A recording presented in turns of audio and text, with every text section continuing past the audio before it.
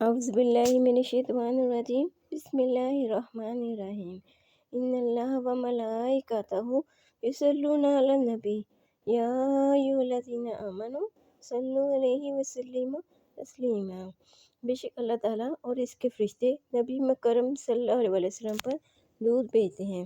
اے ایمان والو، تم بھی آپ صلی اللہ علیہ وسلم پر زیادہ سے زیادہ درود بھیجا کرو، سلام بھیجا کرو۔ معزز سامعین، السلام علیکم۔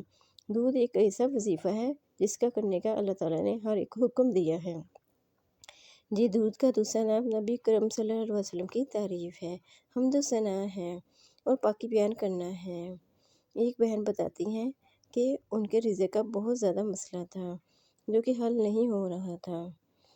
انہوں نے 313 مرتبہ درود پاک پڑھنا شروع کر دیا، جس سے اس کے حالات میں کچھ بہتری آئی۔ اس کے بعد انہوں نے اپنے شوہر سے کہنا شروع کر دیا کہ تم اپنا ذاتی کاروبار کرو، لیکن شوہر ان کا کہنا نہیں مانتا تھا۔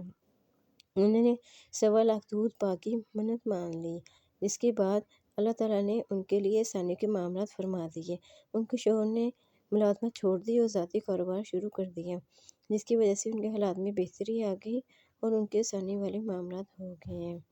آخر میں اللہ تعالیٰ سے دعا ہے کہ ہمیں زیادہ سے زیادہ درود پاک پڑھنے، پڑھانے اور اس کی نشر و اشاعت کرنے کی توفیق عطا فرمائے، آمین، بجائے نبی امین کریم صلی اللہ علیہ وسلم۔